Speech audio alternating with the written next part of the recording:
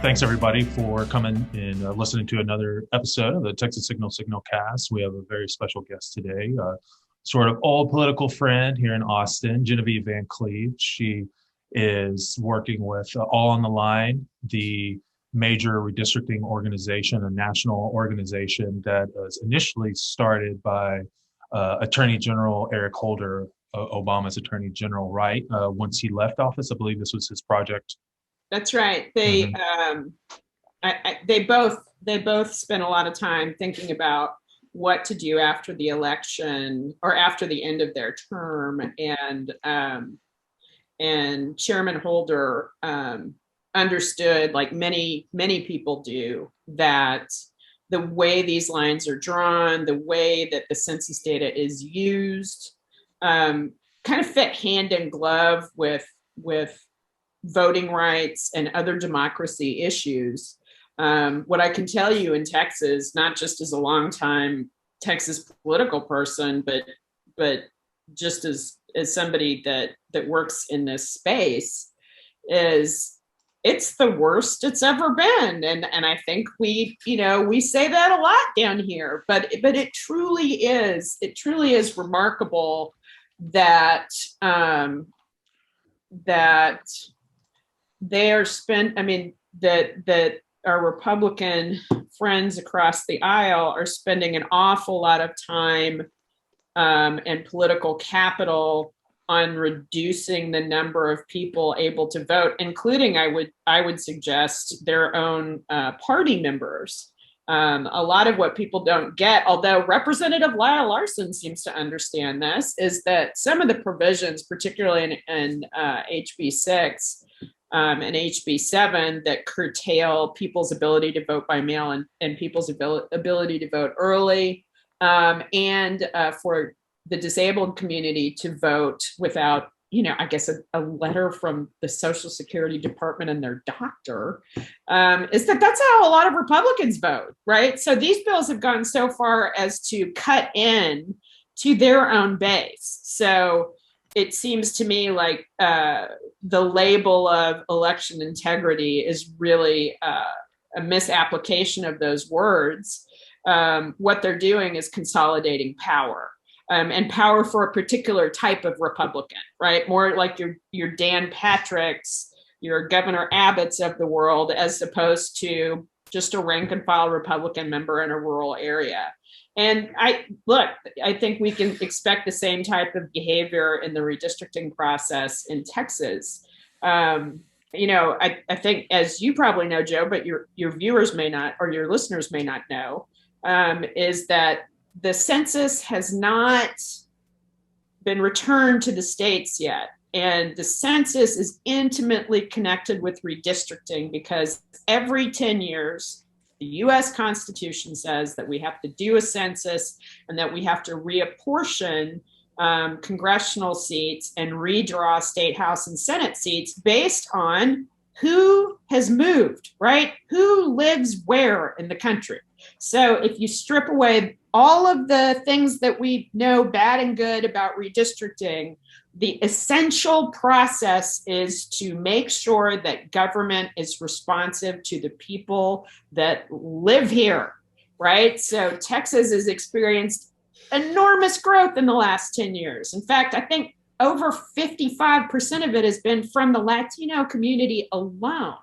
The other thing to note about Texas and growth patterns in the last 10 years is like 86% of the population of this state lives between kind of the triangle that starts way up in Denton and Collin, goes through Dallas and Fort Worth, goes down through Killeen and Waco, goes down through Austin, down through San Antonio, down through Houston, all the way to Laredo. So that triangle that is bookended by I-35 and I-45 is where over 86% of the population lives. And so as we get this census data back in, and as our representatives begin to look at how districts need to be drawn, they have to account for that amazing growth and where we live. Regardless of party, regardless of any other metric, it has to be responsive to where people live. So, I guess the other thing to add here that's I'm having trouble hearing. Oh, my watch is talking to me. My husband bought me this fancy watch for Christmas, and sometimes it tells me to stand up and breathe. I've never had a watch talk to me so much in my life. But anyway, so let's talk about apportionment. So that's the first set of data that Texas is going to get based on the census. Mm-hmm. And what that tells not just Texas, but every state in the union is how many members of Congress they will be allocated. Now, you should know that the Texas legislature didn't spend a dime on the census, where places like California, Ohio invested a lot of money in complete counts. Texas was left to its own devices, which means that churches and C3 groups and foundations really were the backbone of that effort. Ordinarily, the way the census works is that everybody from chambers of commerce, right, to little bitty old churches want a complete count. One, because it's patriotic to see who lives in your community, and two, there's about 134 federal sources of money and projects that have no strings attached to them. They are simply based on population growth. Having said all of that, we're fixing to figure out at the end of April how many more congressional members of Congress Texas will be allocated. Now, if the census, what we keep hearing is it's going to be between 2 and 3 because we've grown that much. And so where you would likely expect for additional seats to be allocated are places where you've seen the most growth. The Dallas suburbs are a good candidate for that growth. Same with the Houston suburbs, kind of on the western side where Fort Bend is another excellent candidate for another seat. And frankly, Travis County has 1.4 million people in it, although we do currently have 6 members of Congress. Man, that representation, that's... No, I know. I mean, all these fancy tech people are moving here, assuming that they're moving to, the most liberal spot in Texas. And then they come to find out that because of gerrymandering, there's only one Democratic congressional member that represents Travis County. And that, of course, is everybody's favorite Congressman, Lloyd Doggett. So there's a lot to talk about, Joe. I'm a fire hose of information, so I'll stop here and see what questions I can answer for that your listeners would be interested in, or what you'd like me to cover. Yeah. Yeah, I mean, these things are all connected, where you started with these bills, the voter suppression bills. We actually see today the House bill HB6 was moved out of committee and sent to the full House. So surely there'll be continued debate. The thing that disappointed me the most is that everybody seems to be concentrating on Georgia when we're seeing the exact same thing in Texas, and there's actually more at stake. I mean, I know that, God bless Georgia. Like, they gave us 2 senators, they gave us the Senate, they gave us President Biden. I mean, they've done so much work to immediately now be in the crosshairs of, Republicans, and now losing businesses and jobs over the decision of their legislature, which doesn't even represent the people of the state. So it's an awful situation. I mean, my preference would be that instead of punishing Georgia voters, whether it be by the legislature or by businesses trying to send a message, we need to take that focus to the National Republican Party, because this isn't Georgia focused. This is focused all over the country, and we're seeing it in Texas. And it's very much connected to the redistricting effort, because it's just another tactic to choose the voters, as you said, that they want to vote and that they want to focus on, and leave out other people, or in this case, not even count them at all. And so I think, one of the questions, because you mentioned the delays that are in place, and that is we're going to see sort of the effects of that from this session and how that plays out. But I'm kind of curious about your perspective on what caused the delays. Was it, not just the fact that we put so little effort into counting people, but Trump was consistently trying to meddle with the census and who we count. Do certain people count? Do immigrants count, or undocumented people count? Or was it the pandemic, or was it sort of a mix of both that kind of slowed this process down? Well, I think the pandemic, you have to bow down to the natural world here. And it made it significantly harder for any state, whether they invested in a complete count or not, to simply go through the motions of getting the census done. And then, you mentioned the previous administration. Yeah, I mean, from day one, they had of that administration, they were looking for ways to marginalize or make even more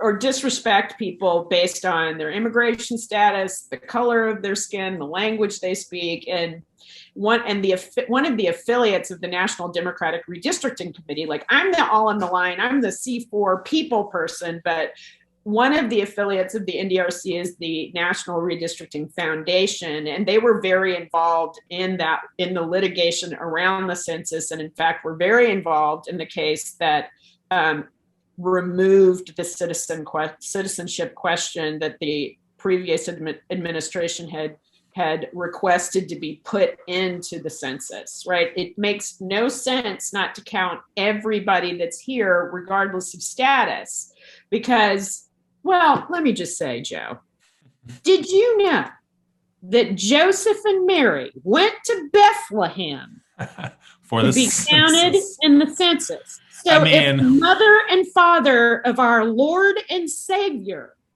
could be counted in a barn, then it's very like if you're looking for intent, let's go back to the Romans. Like you do a complete count because you need to understand the different resources required by a community, regardless of what papers a particular person holds. And so, the affiliate was very, very much a part of that. What we understand at this point is that Texas will receive apportionment numbers probably at the end of April. So coming up here pretty quick.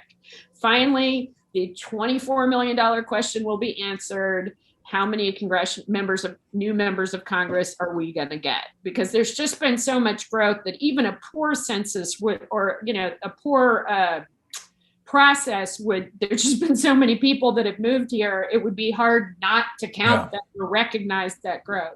So that is probably going to happen at the end of April, and All on the Line is going to be doing a national day to sort of uplift Apportionment Day, and I'll get back to you with details about stuff we might be doing in Texas. Now, for the actual redistricting drawing of lines for state house maps, Senate maps, and congressional maps, it's a real question as to when that happens. The census data is likely to be given to the states in some form or the other by in between the end of August and the end of September. Now, filing deadline in Texas, as you know, is early in December. I always get the date wrong, but it's essentially like somewhere between the 7th, the 10th, or the 13th of December. That's when candidates that want to run in 2022 have to file to say they're going to run. Uh-huh. So there's some real time pressure and real questions about how, because of the late date of this data coming to us, we are going to be able to finish this process or get started in this process. The thing to know is you can't run an election using an old map, because it would be malapportioned, meaning that some districts would have too many people, some districts would have too few people. It's time to redistrict. That's why, and also it would violate the idea of one person, one vote. If you live in an overpopulated district, your vote does not count as much as a neighboring district with many fewer people, right? It's washed out. So we have to get this done, and whether it's the courts that end up doing an interim map, whether the legislature comes back for special sessions right around the holidays or this summer, they're going to have to act in a very short period of time. So the story of redistricting in Texas will not just be in the courts this time, it will also be affected by just the delay in the census. Yeah, I mean, that's That's super interesting because, we're seeing a lot of fights happen right now internally and even within the Republican Party. And I'm kind of wondering, how this is all going to end up shaking out. But, it's interesting to hear you say about apportionment, and that's kind of the next big sort of thing that's going to happen here. But so much of the time Republicans, and especially this governor, spend talking about, how many people are moving to Texas from California, and then, for business purposes and to make them look good, but then they don't want to actually count the people when they come here because they might be voting Democrat. So, I think that was so just to watch this happen is unbelievable. I remember at one point we were talking about potentially 4. You're saying it's most likely now between 2 and 3, and I'm wondering how much that has to do with the fact that there was so much resistance for counting people that it's kind of out of the question that That's right. That's right. And as I mentioned before, the normal process, the process that many of us are accustomed to in the census it's a very bipartisan activity. People there's a whole community of people that are just like their lives are dedicated to the census as volunteers, as temporary workers, as people that work for the actual Commerce Department and the Census Bureau. And in my recollection, I'm telling you, everybody wanted a good census count because look, we're talking about new roads, money for transportation, money for victim services, money for schools, money for food for people that are going hungry. There's a million different things that states receive if they do the census well. So the Republicans in the Texas legislature and the statewide Republican leadership, I find it kind of baffling as to why they wouldn't look. If you're a politician, and Joe, you know this, right? Like your job is to get more money and more power for your state, kind of no matter what party you're in.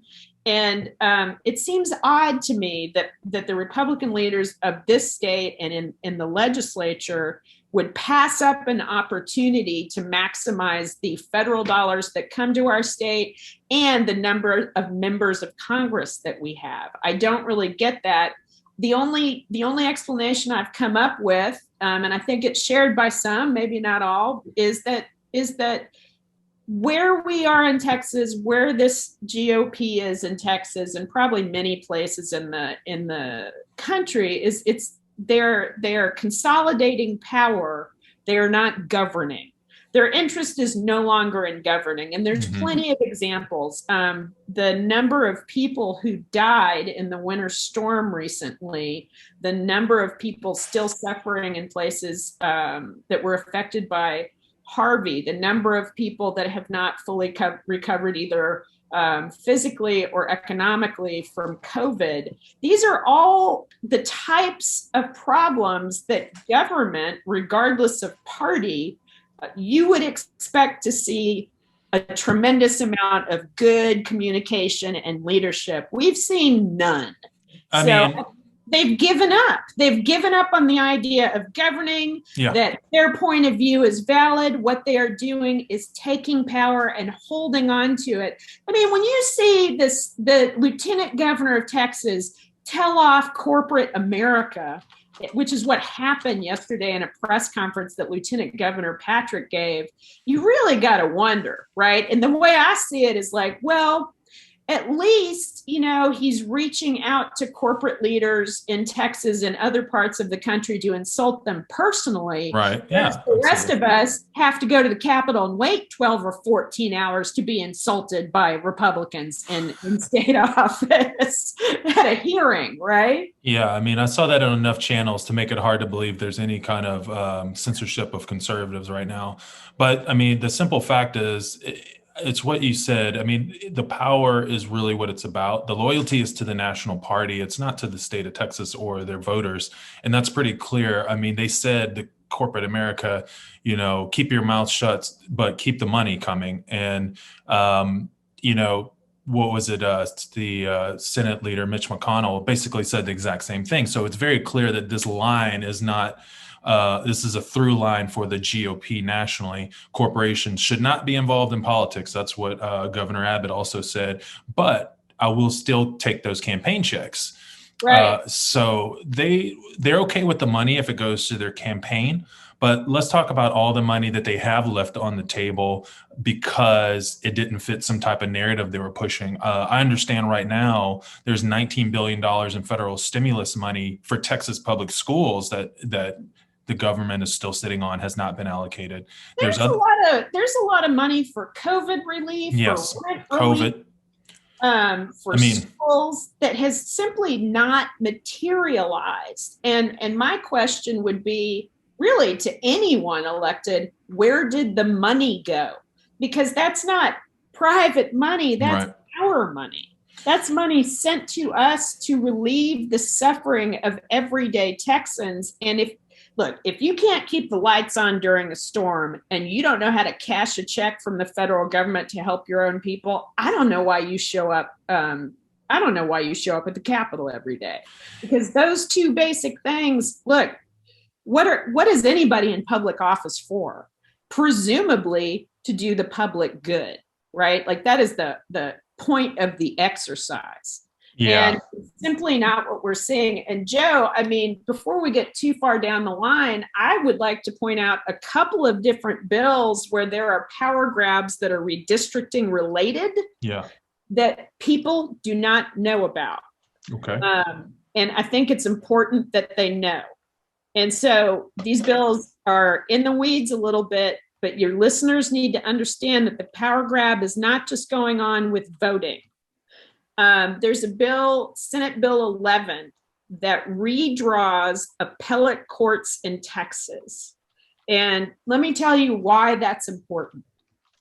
Appellate districts in Texas, the appellate courts deal with both civil and criminal matters, and they're the intermediate court between district judges and the Texas Supreme Court. Well, first of all, it's a good preview for what's going to happen in redistricting too, because the bill went through jurisprudence. That's Senator Huffman's committee. None of us saw the map or the committee substitute. All we saw was a shell bill until the night before. And frankly, most of us that do this kind of work got it from friends in the Capitol. It was not sent out to the public. Nobody got on television and said, hey, we really need to do this. The appellate courts need our help. No. And appellate redistricting is actually not connected to the census. It's connected to court administration issues. So the map they came up with proposes consolidating 14 existent appellate court districts into 7. And this is being done under the guise of efficiency, but the proposed maps manufacture a Republican majority on appellate courts, largely at the expense of Black and brown Texans. So if these appellate court changes are made, remember all of the judges that have been elected recently in Texas, many of whom are women of color from Harris County. Yeah, that was a big story. That was a really big story. Remember that? And in the third court of appeals, which is basically centered around Austin, all of a sudden the bench of that court had more Democrats than Republicans. And it's like a miracle. All of a sudden we need to totally change the way we do appellate courts. And I don't buy that it's for administration. I buy, just like I walked you through the census example, walking you through the redistricting example, the voting example, there's no reason to do this. And here's what's funny. You know who went and came out and testified against this bill? Judges. It wasn't people in t-shirts. I can assure you, I was in that hallway. I was the only person with the t-shirt. Everybody else had a suit on, and that's always dangerous in the Capitol. When you see a bunch of suits outside of a committee room, you know that democracy is not necessarily being well represented. But I have to say, look, Justice Aaron Knoll from the 5th District Court of Appeals, one of the most conservative courts of appeals in the country, said the proposed maps are going to significantly dilute the voting strength of communities of colors. It would make it such that virtually guarantee the number of justices of color that are on the bench right now would lose in the next election. That's not some activist. That's not some wily teen out to make a point. That's a sitting judge. Yeah. That a Republican, yes. Yeah, and that should turn our heads around. These maps were drawn in secret without any opportunity for public input or scrutiny, and that is not how this process is supposed to work. I bring this up because it is very rare that Republican judges come out so strongly against a bill, and B, this is a unique set of circumstances because our rural brothers and sisters, here's the other problem with this bill. All those Republican judges are going to be from urban areas. Our rural brothers and sisters are not going to have the representation they should for their own communities. So whether you live in a city or whether you live in Loving County with 126 souls that live there, this bill, the way it redraws these courts, is going to ensure that all of us voters are not going to be choosing judges from our own communities. We are not going to be in charge of our democracy. This bill is likely to pass the Senate. It's likely to pass the Senate either tomorrow or next week, and it's headed for the House. So, Joe, I want to make sure to tell you and your listeners that I will be communicating with you on actions that people can take, whether you live in a rural area or whether you live in downtown Austin, Dallas, Waco, wherever. We need to make sure and kill this bill. Yeah, I mean, yeah, it's so important that people outside of urban areas understand what's actually happening and how it affects them, because from a political perspective, the lines have been drawn as urban bad, rural conservative good, and that's kind of where the new battle lines have been drawn politically. But it is bad. The representation taking away will hurt everyone, as you mentioned, but we're seeing it in other things like the rural hospitals going away and school districts being underfunded in the rural area just to own the libs, or what? Like what is the end goal, right? And it's what you said before, it's to consolidate power, because as Texas grows, our culture is changing a little bit, and that is going to show up in the electorate, and they don't like that. So, and the philosophy of the Republican Party is quite open, and they're straightforward about it. Less government. And in exchange for you hiring us to dismantle this government, we'll give you a tax cut. That's the deal they offer people. And in exchange, they will take away their rights to vote, take away their access to the courts, and all of this just in exchange for what amounts to pocket change for the average Texan. And it's just not a good deal.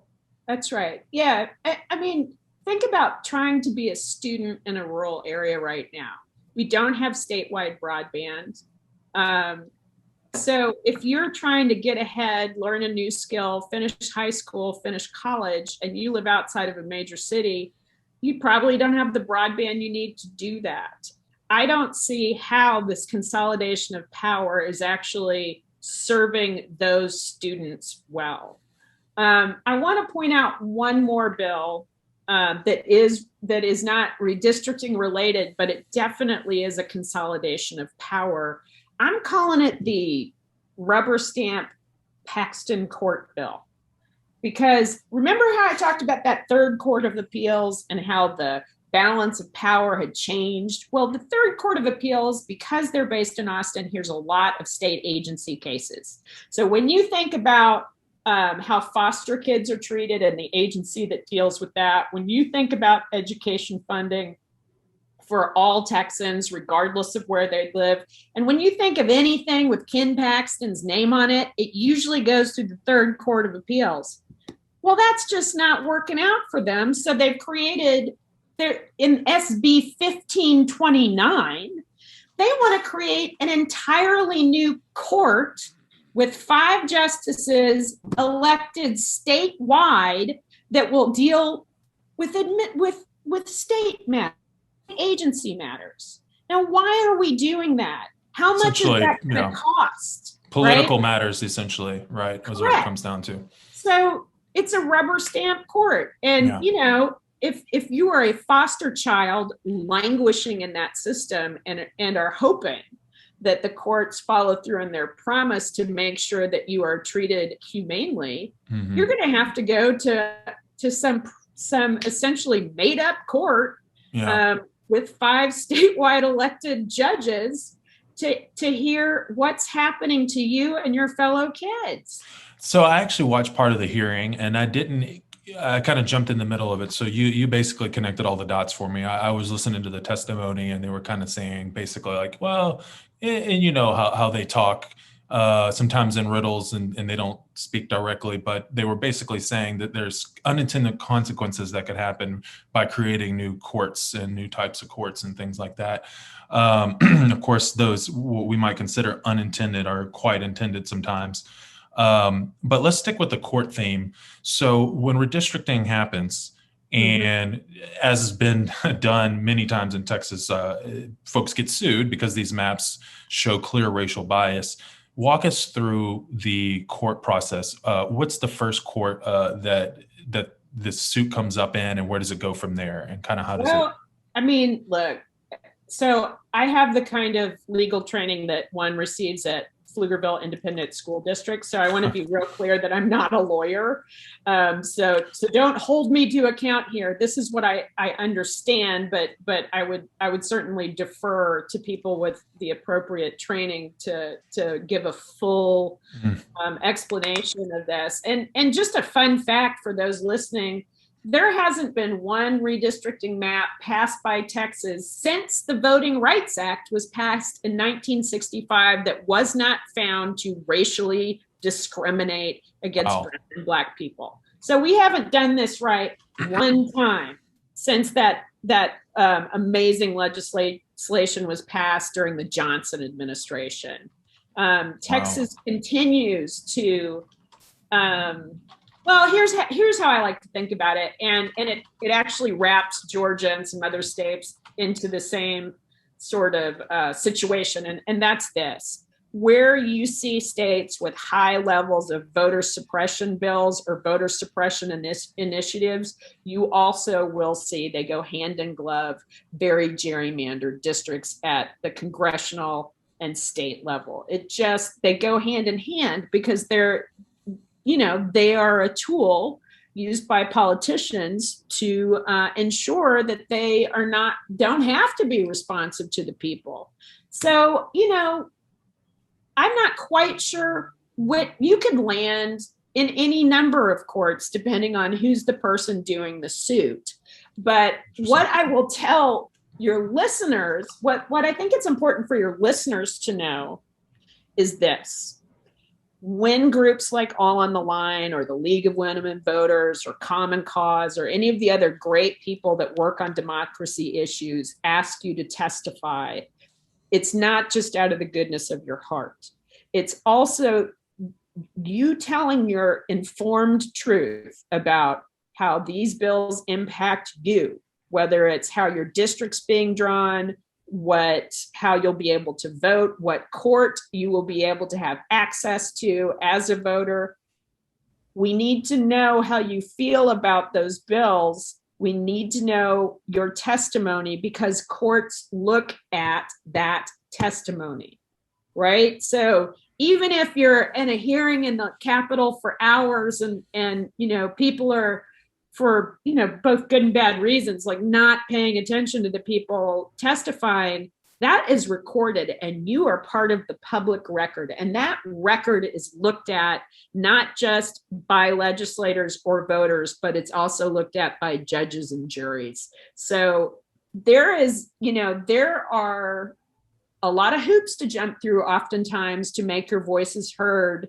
But I recommend, if you can, getting with one of these groups or doing the research to show up and testify virtually, submit your written testimony. It will be used later. So your voice at the moment does not feel like you're stopping the train, but you may be the person that stops the train by your participation. So what kind of, you mentioned before, you're going to be following up with things that folks can do. What are some of the type of activities other than, testifying at court, or excuse me, in the legislature? yeah, at these committee hearings? What other types of things that are you, in your view, are most effective?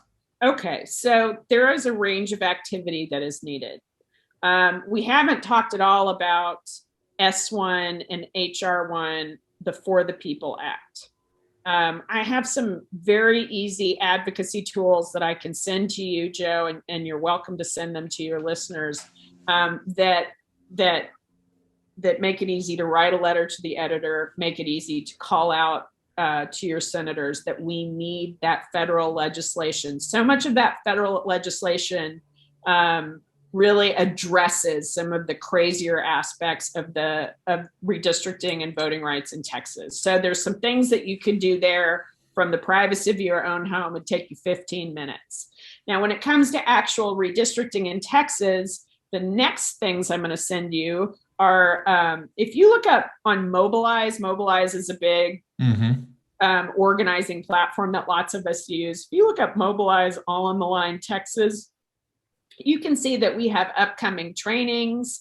Like I'm going to do a big 101 How Redistricting Works training on the 8th of May.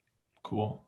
And I'll make sure that you get that information just so people can understand the process. Look, there's millions of new Texans, and I don't know about you, I went to public school here, and we didn't spend a whole lot of time on redistricting.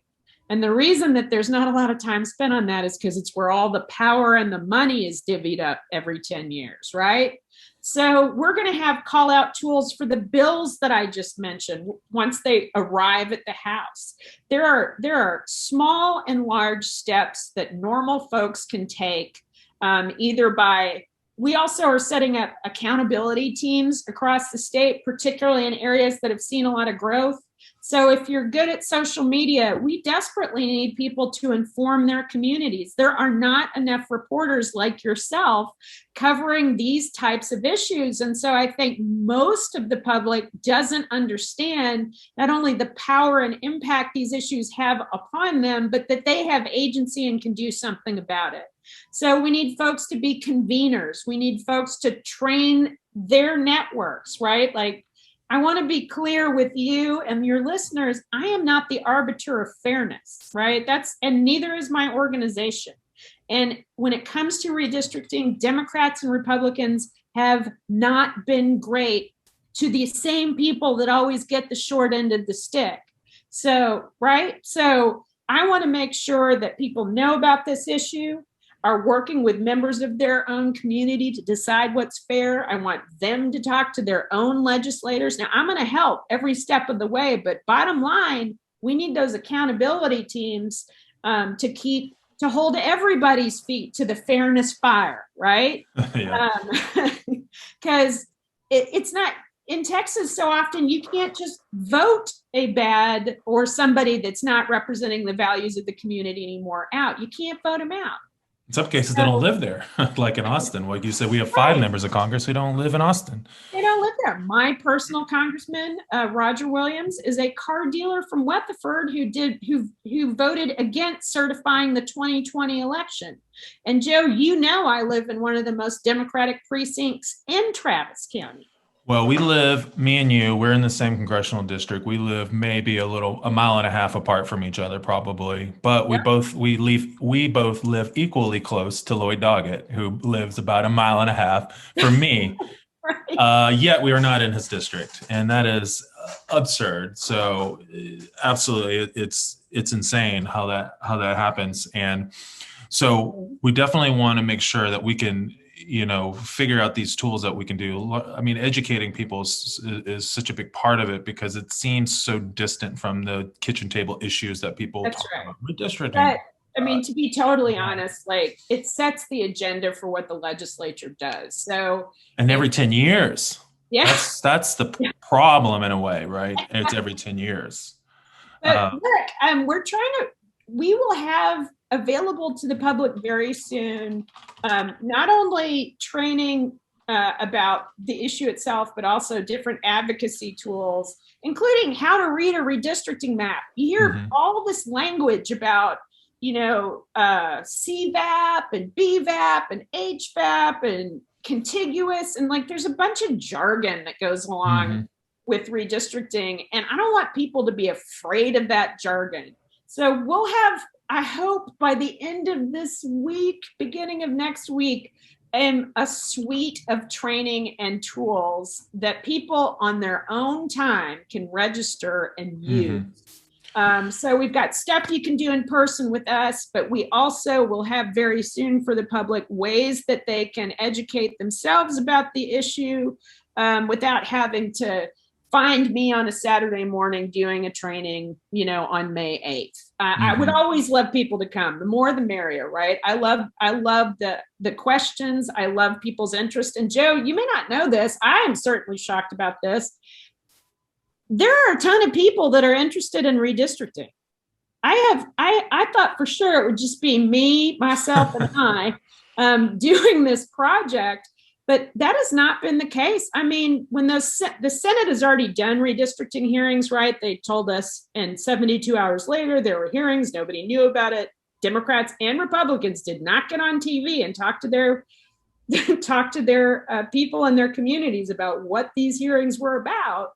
But man, like, I couldn't do enough trainings. There were hundreds of people. I probably trained close to 800 people in about, 5 weeks on how to testify at a redistricting hearing. Wow. Are these virtual? Are you doing it virtually? Yeah, it's virtual. You are not alone if you want to know more about this topic, right? Most of us are big government nerds, but you don't have to be a big government nerd to understand that you're getting a bad deal and the power and the money isn't going into the right places in this state. Everybody's bought a bad car, a bad refrigerator. Everybody knows when they're getting a bad deal. Well, this is the same thing. So whether we use fancy language or not, people know when they're getting a bad deal, and they need to be able to stand up for themselves and say that's enough.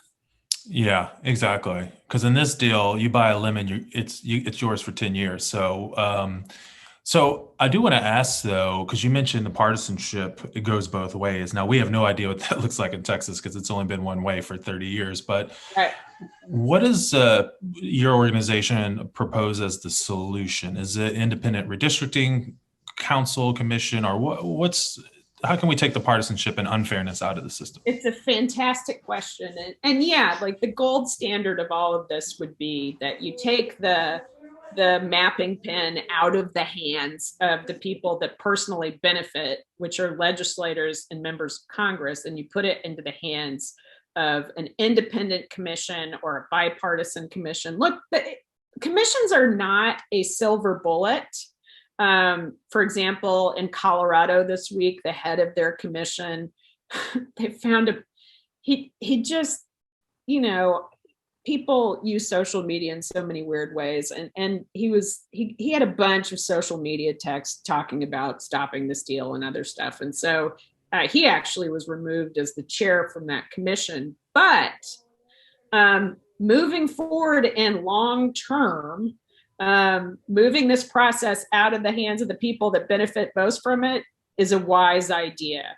And the machinations of how we do that, well, I can explain to you a little bit about it.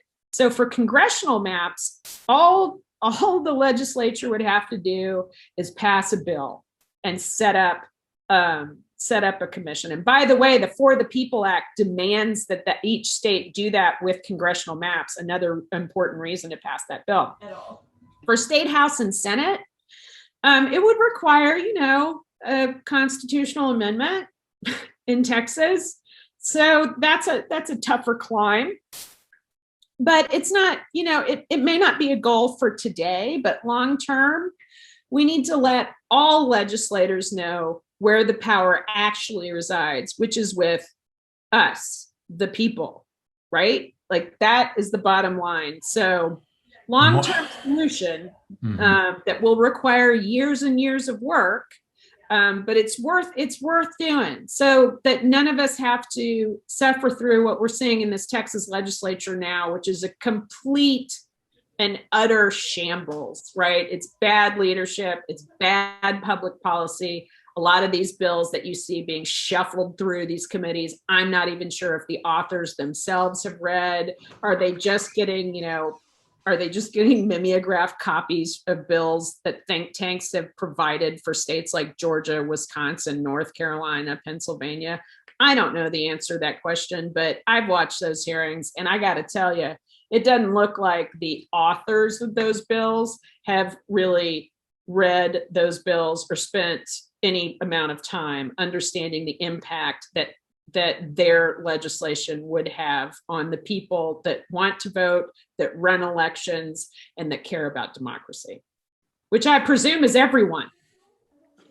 Yeah, I mean, care about is could go both ways. Unfortunately, in this case, we see that they care about reducing democratic institutions, but that's interesting. So yes, so the more I hear about this For the People bill, I mean, the more obvious it is that it needs to pass, and it's so unfortunate that we, when the Democrats take over the Senate, and we still can't pass really important legislation like this because we can't get 60 votes, right. And so here it is. We have Republicans in the state of Texas trying to make sure that the least amount of people vote, and yet they still want to hold on to their 60 votes in the Senate in order to pass anything meaningful. And it's just unbelievable how we lose on both ends, over and over again. I mean, to be totally honest, like, given that we're trying to live and survive through a worldwide pandemic. In Texas, we're trying to live with unreliable sources of energy and electricity and heat and water. What's top of mind for me as a Texan is ensuring that the state recovers from the top of the grass to the grassroots. People are suffering. And what I don't get about any of this is, while they're carrying on with this anti-democratic, I don't know, sideshow, why would you want to move your business here?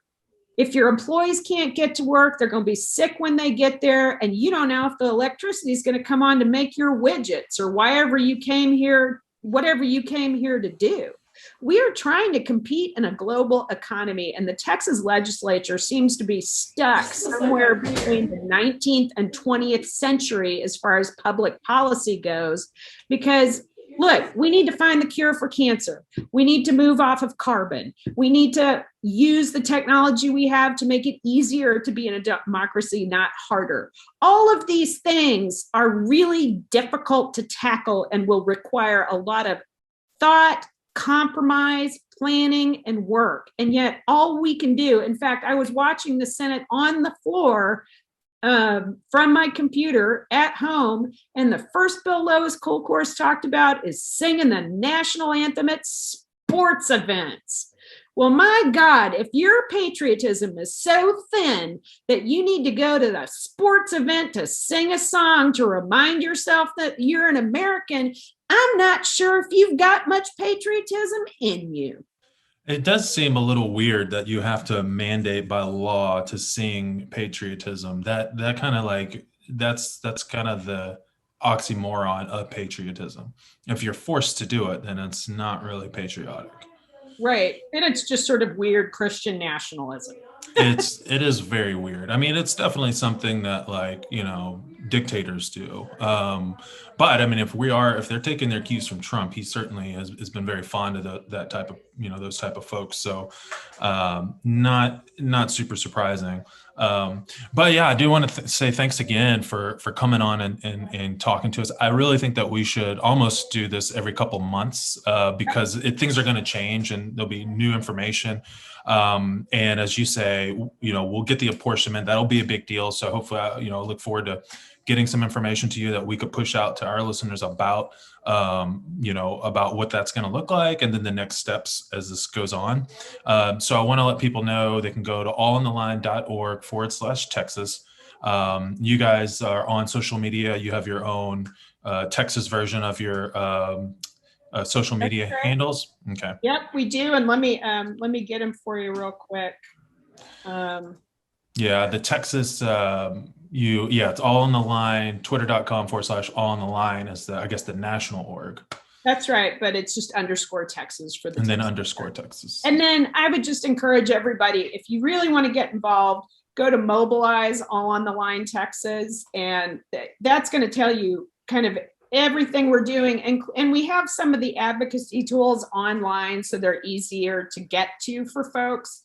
So Mobilize All on the Line /Texas, you ought to be able to get to us. And I care about this issue so much that I don't do campaigns anymore, because I was just tired of going to the same districts and finding wonderful candidates and getting them fully funded and seeing them do just as poorly as people that did nothing but sign up to run. So let me give people my email address. You are more than welcome to contact me. I'm available to do bar mitzvahs, graduations. I'll train anywhere. I'll teach anybody about how to advocate for this. My email address is Van Cleve. That's V as in Victor, A-N, C as in Christmas, L-E, V as in Victor, E, Van Cleve, at, ready for this, redistrictingaction.org. It's long, it's complicated, much like the issue that I work on, but I'm trying to make it cool. Oh, good job. Well, we appreciate it. And it is, I mean, I've been, it's just one of those things. It does seem super nerdy because it's very weedy, it's complex, but there's a lot of money, power involved, and everything else, as you mentioned, is on the line. If you care about access to healthcare, if you care about voting rights, if you care about, I mean, really anything and everything is dictated by the people who are elected and pass this policy initiatives. And if we can't elect good people because they aren't there to represent, they don't represent the community, they don't feel that they have to, this is the foundation of our democracy, or these lines. And Joe, here's what I would say sort of in closing. Look, this is a symptom, but when you see the bills that we have seen this cycle for voting, for the courts redistricting bills, and for the redistricting process to come, the fundamentals are broken. And what I know about that is that you can't win a basketball game if you don't have the fundamentals, right? You can't win a team sport if your fundamentals aren't solid. You can't win a campaign if your fundamentals aren't solid. Well, you can't run a democracy if the fundamentals aren't solid. So we have got to work on these democracy issues. It doesn't matter whether you're a climate change person or a repro rights person or a broadband person. All issues come back to these democracy issues. Once we get these right, we can hash out the rest of it. But until people can vote and vote for the people of their choice, we can't move forward like we'd like to. Agreed. Totally. Well, thanks again, Genevieve. Keep up the good fight. We know you will. We'll see you back out in the field soon.